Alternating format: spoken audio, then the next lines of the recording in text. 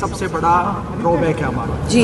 तो रोकने के लिए आप क्या कानून बनाएगी, क्या मैं आपको बताना चाहूँगी, जब हमारी सरकार थी, जब वसुंधरा राजे जी मुख्यमंत्री थी, उन्होंने बहुत उस समय हवेलियों के संरक्षण के लिए कमेटी भी बनी थी और उस समय बहुत कुछ काम भी हुआ था इस दिशा में।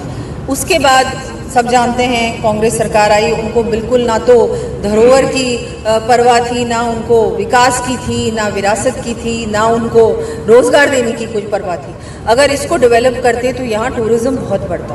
टूरिज्म का मतलब ये होता है ज़्यादा से ज़्यादा यहाँ टूरिस्ट आते तो स्थानीय रोजगार बढ़ता, लोगों को जॉब अपॉर्चुनिटीज़ मिलती, यहाँ की इकोनॉमी भी आगे बढ़ती। शेखावटी जहाँ से बहुत सारी बिजनेस फैमिलीज निकली हैं और पूरे विश्व में उन्होंने नाम रोशन किया राजस्थान का। लेकिन यहाँ जब हम लोग आते हैं तो देखते हैं कि कुछ जगहों पे तो कुछ एरियाज़ में तो डेवलपमेंट है, लेकिन कुछ एरियाज़ बिल्कुल निगलेक्टेड है। एजुकेशन हब है ये, यहाँ से बहुत सारे हमारे सेना में भी लोग गए हैं, लेकिन जहाँ हेरिटेज की बात आती है, यहाँ बहुत इम्पॉर्टेंट हेरिटेज है यहाँ का, लेकिन उसका ध्यान नहीं रखा गया।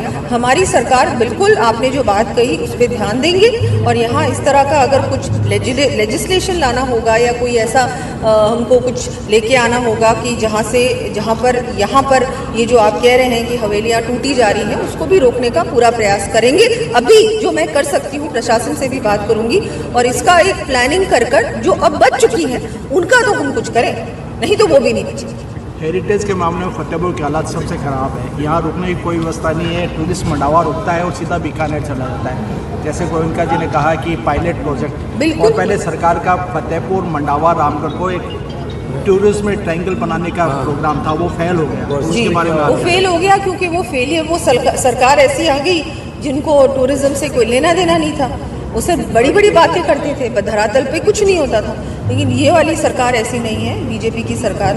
हम लोग सीरियसली कुछ करेंगे। अगर पायलट प्रोजेक्ट की तरह अगर ये कुछ लेके आते हैं तो उस पर पूरी तरह से कार्रवाई होगी और एक प्लानिंग के साथ हम लोग आगे तक देख करके ये प्लानिंग लॉन्ग लास्टिंग हो। ये सिर्फ 5 साल की प्लानिंग ना हो, ये लॉन्ग लास्टिंग प्लानिंग हो और उसके साथ हम लोग करेंगे काम। एक सवाल पूछते हुए मेरे मन में भी पीड़ा है। आप जिस रास्ते पे आई हैं, कल शाम 4 बजे तक उस रास्ते को देखते हैं तो आप खुद महसूस करते हैं रास्ते पे चलते कैसे हैं। यहाँ से प्रवासी लोग आए हैं, गंदगी गिरते हैं, सड़कें टूटी, आप आए, प्रशासन ने रातों रात किया। PWD मिनिस्टर भी है, क्या फतेहपुर नहीं पूरे राजस्थान में ऐसा कार्यक्रम नहीं बन सकता कि सड़कें टूटे? वो आपको अगर आप अखबार पढ़ते होंगे तो आपने देखा होगा कि हम लोग इसको शुरू कर रहे हैं जैसे ही बारिश रुकेगी, क्योंकि इस बार विशेष आशीर्वाद रहा है इंद्र भगवान का राजस्थान पर और इस बार बहुत बारिश आई है पूरे ही राजस्थान में, पहले से बहुत ज़्यादा। सड़कों की हालत खराब है। सड़कें जो इससे पहले बनी होंगी वो किस क्वालिटी की बनी थी उस पर भी एक प्रश्न चिन्ह लगता है। अगर वो अच्छी क्वालिटी की बनती और नाली सहित बनती तो शायद ये सड़कें नहीं टूटती। सड़कें टूटी हैं, रिपेयर करने का काम हम लोग करेंगे। धन्यवाद।